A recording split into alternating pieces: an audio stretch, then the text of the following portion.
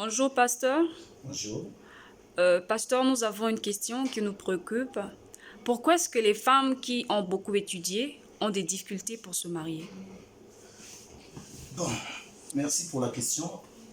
Pourquoi est-ce qu'il est difficile pour une femme, euh, notamment, précisément, celles qui ont beaucoup étudié, de trouver un époux?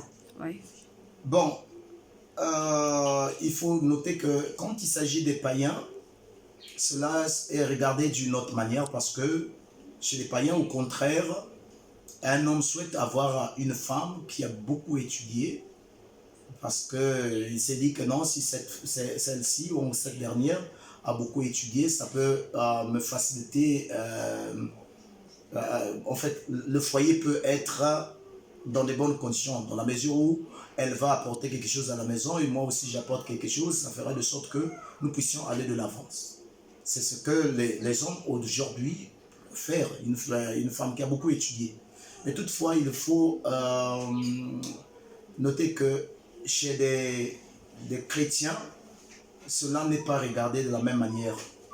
Parce que quand on regarde d'abord les caractéristiques d'une femme qui a beaucoup étudié, cela vraiment laisse à désirer pour les chrétiens. Donc, la première des choses qu'il faut souligner, c'est que quand une femme étudie beaucoup, vous allez remarquer que il y a d'abord un côté physiologique qui est changé, parce que les femmes qui étudient beaucoup, elles semblent être comme des hommes.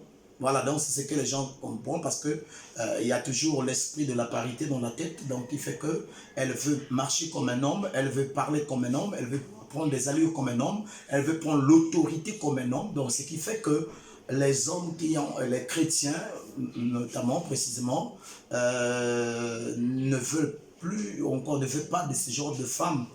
Et ils souhaitent une femme qui est humble, simple.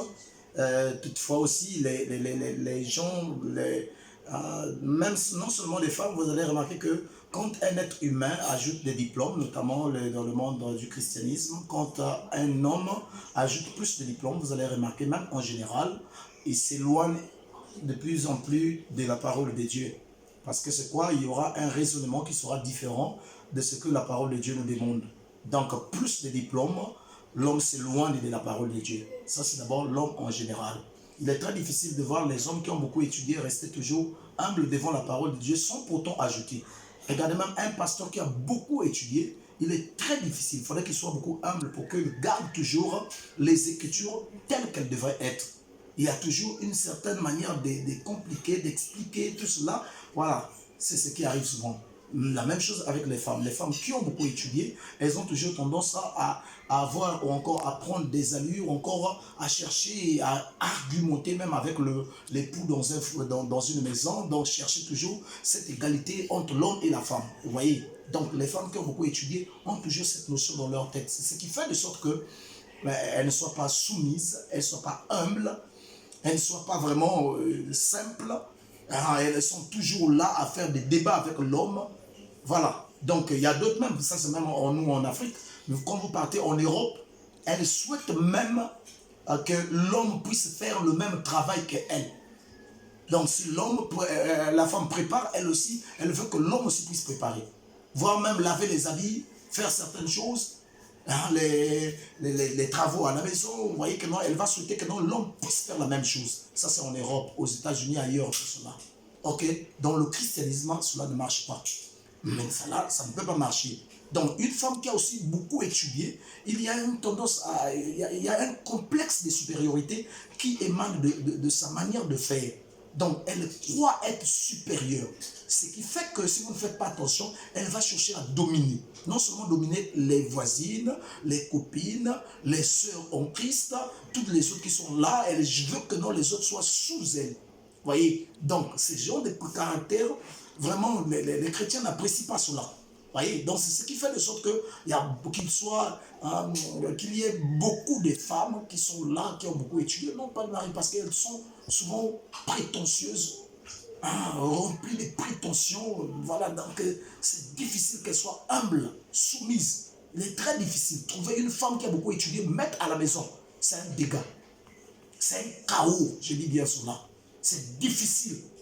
Qu'elle soit là, qu'elle puisse parler vraiment doucement, elle puisse parler et traiter avec doucement, et c'est très difficile. Mais il s'y est de souligner.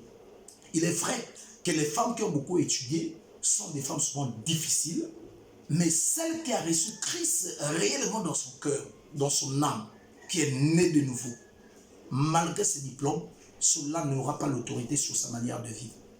Elle sera une très bonne femme.